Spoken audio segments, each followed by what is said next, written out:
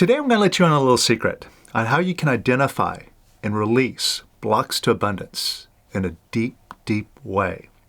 Check this out.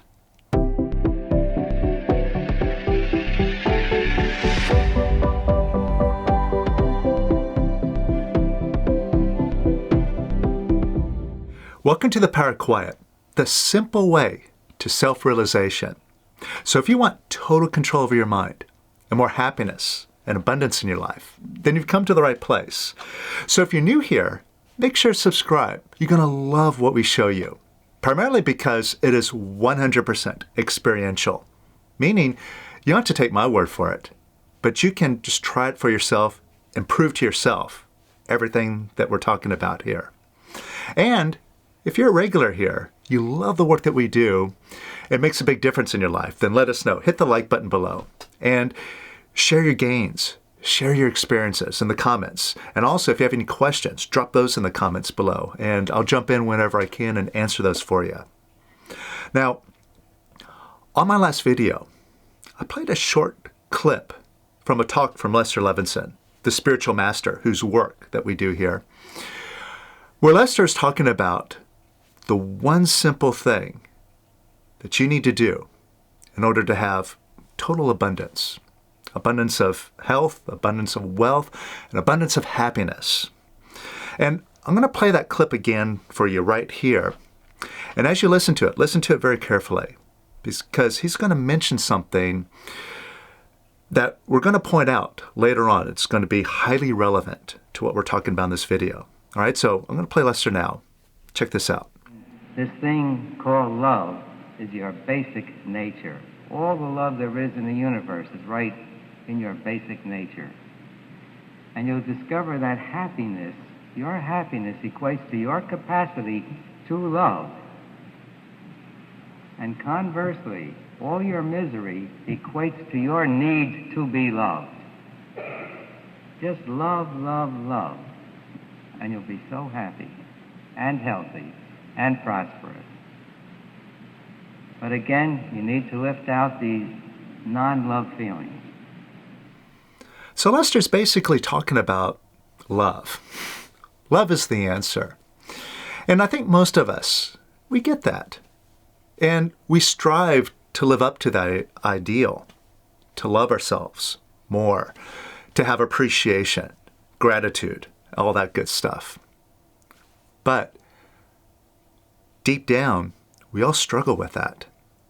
Now, there is an exercise that I give out in almost every single class, whether it's a live in-person class or online or in a retreat. We always do this exercise. And this is an exercise that is not for the faint of heart. And the reason why I say that is because whenever I give this out, I give it out as a homework assignment. And the next day, I ask, well, who did this assignment? And maybe 20% of the people actually do it. And I think 20% is on the high end. Might be like closer to 10% of the people actually follow through and do this assignment. It's called the mirror exercise. And it's quite simple. All it is you sit in front of the mirror and you just look at yourself. You just look yourself right in the eyes and you just be with yourself. Not just for a couple of minutes. You sit there for at least a half an hour, just looking at yourself in the mirror. Now, to most of us, the mere thought of this makes our skin crawl. Right? Because even though we have to look at ourselves in the mirror every single day, right? We get up in the morning, we take a shower, then we get in front of the mirror, we make sure our face and our hair is all straight and presentable. And as soon as we're okay with that, boom, we're out of there, right? Enough of that. Get me away from that thing. Because we really can't stand even looking at ourselves in the mirror. As crazy as that sounds. Because, after all, nowadays, we're all into taking selfies of ourselves and posting them online. And if that's the case, well, how could I have like an aversion to looking at myself if I'm taking pictures of myself all the time? But really, what happens when we take selfies of ourselves? Right? We do this, right? Okay, boop, take a picture. Ew, ugh, I don't like that. Okay, let's delete that. Let's try again. Maybe if I get it up here at this angle, all right, just right above my eyes and looking up, get my best angle and the right expression. Ew, okay, no, that's horrible. Okay, let's try it this way. This is the right angle. All right, there we go. Okay, this is good. I'll go ahead and post that one, right? We curate the image that we put out, right? It's not really an accurate representation, oftentimes, of how we look and how we feel whenever we post these selfies. As we all know, whether it's the big influencers online or just the average person, we only put out online our best image, don't we? And even when other people take pictures of us, whether it's, just by ourselves or in a group photo, we also put on a look, right? We put on a face, all right? Gonna take a picture? Okay, cheese. Or we put on these expressions, right?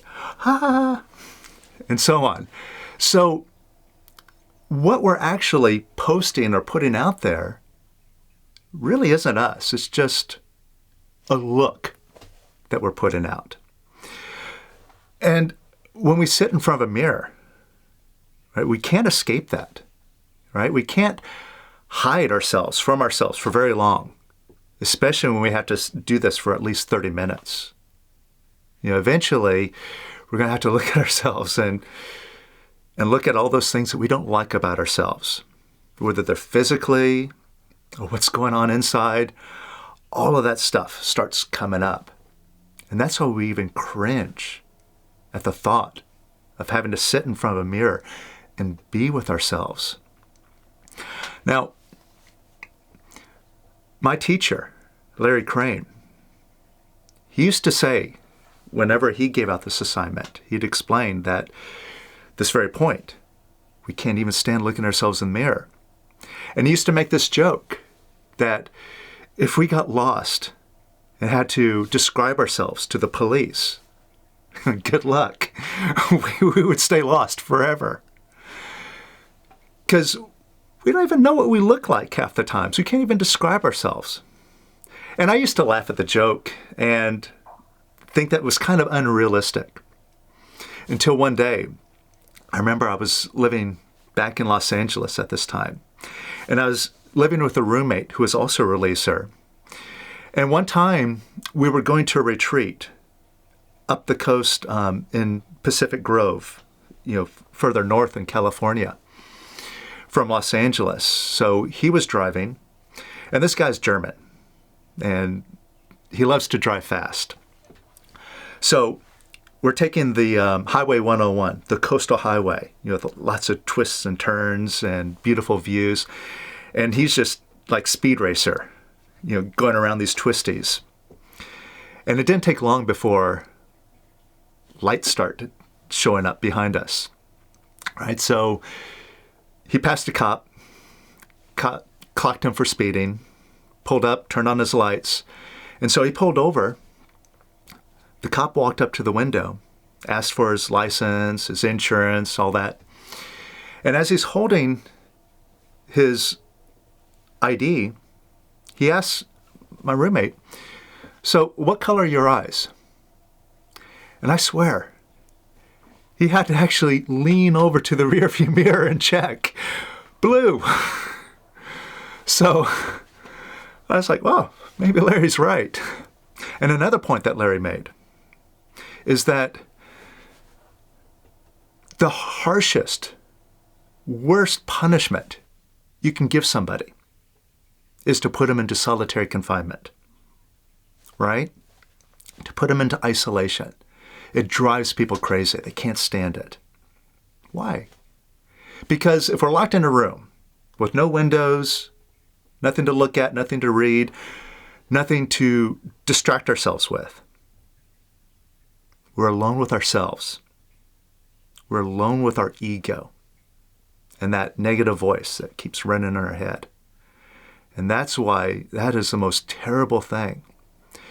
And why we're constantly needing to distract ourselves. Going back again to this little device here, we're always distracting ourselves. So we don't have to be with ourselves. Now, a lot of the work that we also do in our classes works on understanding emotions. And we go through all various emotions that we experience: apathy, grief, fear, lust, anger, pride. What Lester Levenson called AGFLAP, right? Apathy, grief, fear, lust, anger, pride. And those are all negative emotions. They're all egoic emotions. And when you rise above them, you get into emotions that are much, much more positive. Courageousness, acceptance, and peace. Not really emotions, they're more just getting lighter and lighter as we go up. But it starts with courageousness. That's the start of real positivity. And acceptance. Acceptance is a very powerful place. And as we examine these emotions, there's lots of words that we examine to understand and experience these emotions. And as we go through the words that fall under acceptance, the very first word on that list is abundance. Now, I always emphasize that abundance is the first word every time we go through that list. Because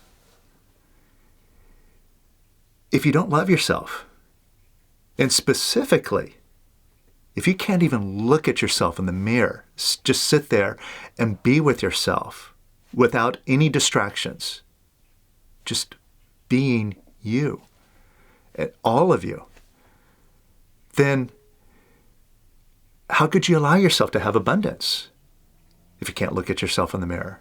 If you're like, oh, get me away from that, right? It exposes all of that self-loathing, all that hatred of the deficiencies, the insecurities, the limitations, and all of the regrets and guilt, all that stuff.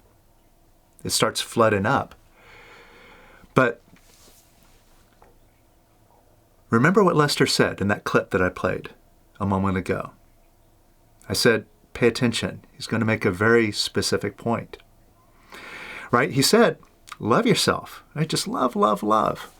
And you'll be so happy and healthy and prosperous. But you got to get rid of the non-loving feelings first. And this is something that we often overlook, especially when we're not even aware how much we loathe ourselves, right? Because we don't even bother looking at ourselves in the mirror to bring that stuff up. We just assume, oh yeah, I love myself. I'm a pretty good person and all that stuff. But oftentimes it's just words, and we're just playing a game with ourselves. When deep down, we really feel different. So the point of that is as much as we try to throw affirmations and, oh, I'm such a wonderful person, and I'm so great, and I'm so loving, and I'm kind, and all that stuff, it only goes so far. And all of those non-loving feelings are just weighing us down. It's like an anchor that's really keeping us from enjoying that love fully. So like Lester says, if we want to experience real love, we got to let go of the non-loving feelings first. Because it's like trying to drive a car. You have one foot on the gas trying to go forward, but your other foot is on the brake. So what happens? You make a lot of noise, a lot of bad smells, you ruin your transmission, all that. And you don't really get anywhere. You barely move forward. And that's why a lot of us, we struggle loving ourselves because we're ignoring all of our non-loving feelings. And if we would do just what Lester says, let go of all those non-loving feelings first, then what we find is the love that we're looking for, it's natural. We don't have to think about it. We don't have to have reasons for doing it. We don't have to talk ourselves into why we love ourselves and all that. Because I'm good enough, I'm smart enough, and doggone it, people like me. We just do. We do it for no reason. We do it just because. And it's automatic. And it's the easiest thing, again, once we let go of the non-loving feelings first. And when we do that, we discover why abundance is the very first word in acceptance. Because, when they talk about the law of attraction, the very simple concept of it is positive attracts positive and negative attracts negative. So when you get all the negativity up and out, you're inherently positive. It's your true nature. You don't need to put any positivity in there because it's automatic. So all this stuff about affirmations and sweet talking yourself, it really is a waste of time. It's just playing games.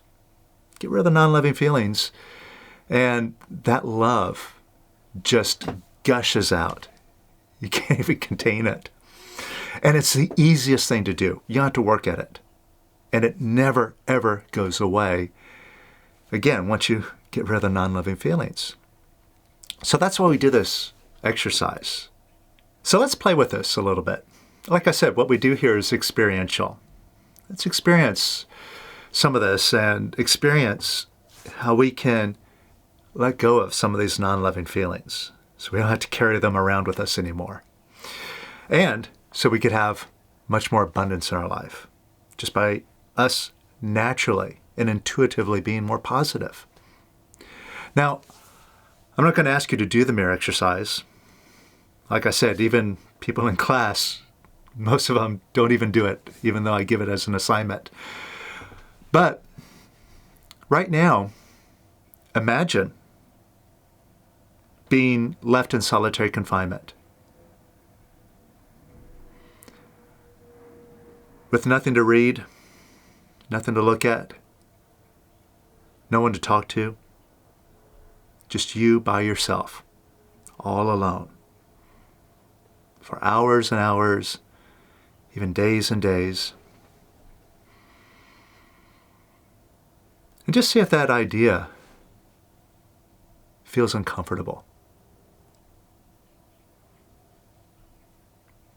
Now, one thing that you can do is focus on your stomach, your chest area. All right, this is your feeling center. And it might even help you to close your eyes and put your head down toward your stomach or chest. And when you think about being in solitary confinement, without anything to occupy yourself with, just being all alone with your thoughts, being all alone with yourself,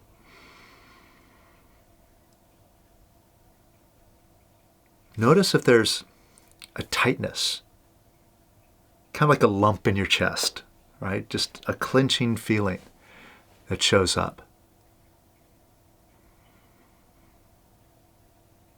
And what that is your body is letting you know that there's some negative feelings, right? That negativity that is always down there that you've been running away from, looking away from.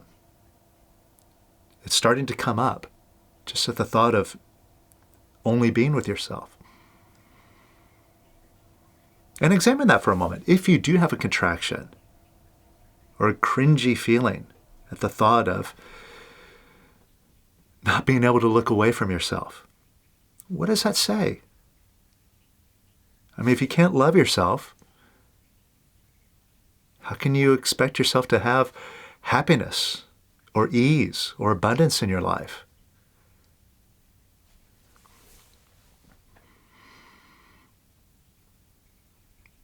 Now focus on that contraction. And wherever it is, just get it nice and localized, right where you feel that. And wherever it is that you feel that contraction, what I want you to do is just open up an imaginary window or door right in front of that energy. It's just energy in your stomach or chest. So just open up an imaginary door right in front of it. And imagine that energy just moving out the door now. Just watch it leave right out that door.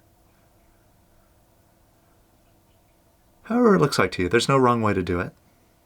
Just imagine it as energy leaving out that door. And let it leave a little bit more. And let some more of that energy go out that door. And a little bit more. And even more.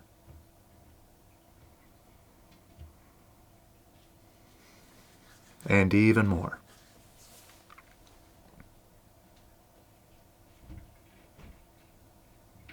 And a little bit more.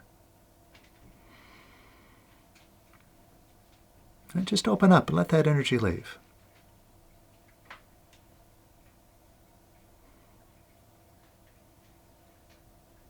Now notice how you feel now.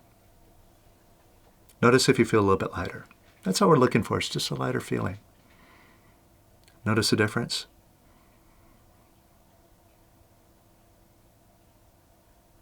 Now in essence, that's how easy it is, just to let go. But most of the time, we're fighting and we're pushing down these feelings that we don't like.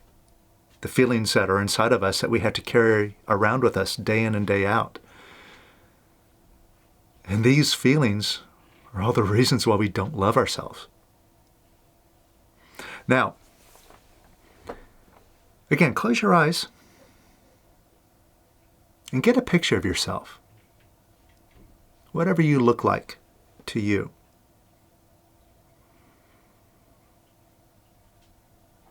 And that picture can just be purely physical, or it could just be a picture of your persona, your personality.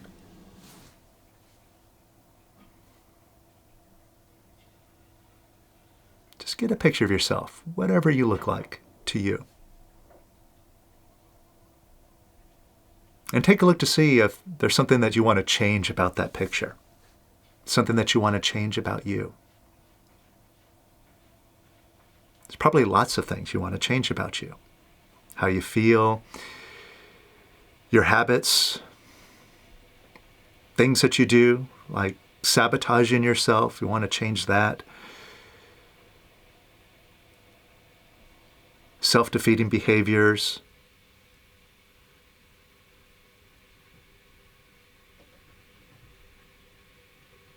Now, when you want to change you, does that line up with acceptance? Wanting to change yourself, that's the opposite of acceptance. And yet, that's what most of us do all the time, walking around, wanting to change this thing, wanting to change that thing. Well, if this was better, then I could do that. Or if I could change that, boy, I would be so happy. But look at all the things you want to change about yourself that you've been struggling with. And how much of that has actually changed? Not much. Primarily because you're holding the wrong thing in mind. You're holding a mind which you don't like. And the mind is a creative instrument. After all, they talk about that in the law of attraction. So if you're always thinking about all the things you don't like about yourself, guess what? All that stuff is going to keep showing up. So wanting to change yourself, it's a waste of time. And it's the opposite of what Lester's talking about. When he says just love, love, love yourself. So take a look at just one thing you want to change. And can you see that it's your decision? It's up to you to decide, hey, I don't like that, I want to change it. That's your opinion. And that's your decision. And since making that decision isn't getting you anywhere, and it's just keeping you negative, and whose decision is it? It's your decision. So being that You're the boss. You're the owner here. Why don't you just decide? Make a decision otherwise now. Because if wanting to change, that isn't working for you, nothing's changing, and all you're accomplishing by that is just reminding yourself what's wrong and not getting anywhere, well, let's try something different. Maybe that will get us somewhere. So could you now make a smarter decision? Could you let go of wanting to change yourself? It's just a decision, yes or no. That one thing that you're thinking about that you don't like, could you let go of wanting to change it? Got nothing to lose. It's not changing anyway. So if you let go of wanting to change it, and that ends up horrible, well, you can always go back to back to wanting to change it, back to doing what you've been doing. So give this a shot. Try it out. Again, it's just a decision. Could you let go of wanting to change it? Yes or no? And could you let go of wanting to change it some more? And could you let go of wanting to change it even more? And some more. And could you let go of wanting to change it even more? Yes or no? And some more.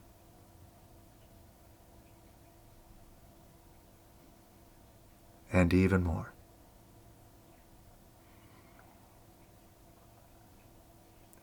And just let go of wanting to change it a little bit more. And even more.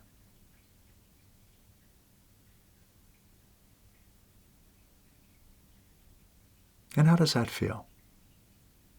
Again, just notice if it feels a little bit lighter. If so, that's showing that we're moving in the right direction. Now, whatever that thing is that you're picturing in your head, that you were wanting to change, now, could you just allow it to be that way? And again, make a decision. I can have things be exactly like that, and I can be happy anyway. I can love myself regardless. I could be positive despite what's going on. After all, who's it up to? Why should I complain about that and fight with it? I just let it be as it is. After all, that's what Eckhart Tolle talks about all the time. Just let whatever is be as it is. And again, Eckhart, he's talking about acceptance. And he sure looks like he has a lot of abundance of peace and happiness and all sorts of good stuff in his life. So maybe he knows what he's talking about. So could you just allow that to be? And could you be happy anyway? And more. And could you just let it be as it is, even more? And a little bit more. And even more. And notice how you feel now. Again, just see if you feel lighter. See if you feel more peaceful. You might notice your mind, that negative voice that constantly plays in your head, is now just quieting down the more you're moving into acceptance. And when you get that mind out of the way, what's left over is you and all the love that you are. That love is your true nature. Once you get all the negativity up and out. So how do you feel now? Now, whatever you're experiencing right now, could just let that go and see if it can get even better. Let go of holding on to anything now. Just decide, I'm just going to be in this moment. Just be and be and be without having to think about anything. See, if you take somebody with a quiet mind, somebody who is just content, simply being, put somebody like that into solitary confinement, they're happy as a clam. And you can be that way too. If you really want to be that way, I invite you to join me for a very special 6-week course called Love Yourself and Let the World Have It Your Way.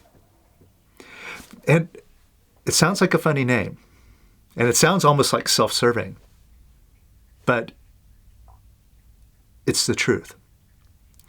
You see, all of us, when we get all the non-loving feelings and get our ego and our mind out of the way, every single person on this planet, even the most heinous, despicable ones, behind all the ego and all that mind stuff, they're all the same loving being. We all are. So every single person on this planet, we're all looking for our happiness. As Lester put it, we're all looking for the summum bonum, the greatest good. The problem is most of us are always looking for it out there, in this experience, or that accomplishment, or that toy, right? And if I can just get more and more, it just makes me so happy. I just feel wonderful. I feel like a kid once I have all my toys and I get to play with them. But they don't keep us happy for very long. We always end up dissatisfied, looking for what's next. So our happiness is never out there. Except when we get our mind out of the way, then we see it for where it is, inside. And since all of us are looking for happiness, and we're all looking for the love, which is our own true nature, when you step up, get all the negativity, your negativity out of the way, and you become loving, then everybody on the planet just gravitates towards you. They want what you got. And that's why the whole world just comes your way. So that's the secret to life. And if you want to unlock the secret for yourself and unlock loads of abundance for yourself, then join me for this special 6-week course. I'll put a link to it up here, also in the comments below, in the description below. So you can step up and do some real work to completely and permanently just rid yourself of all the feelings and all the insecurities and all the other thoughts that run in your head that bother you, and just erase them, like I said, permanently. If all of that was gone, what could you accomplish? Well, find out. Join us and see what you can do, and see what love is all about.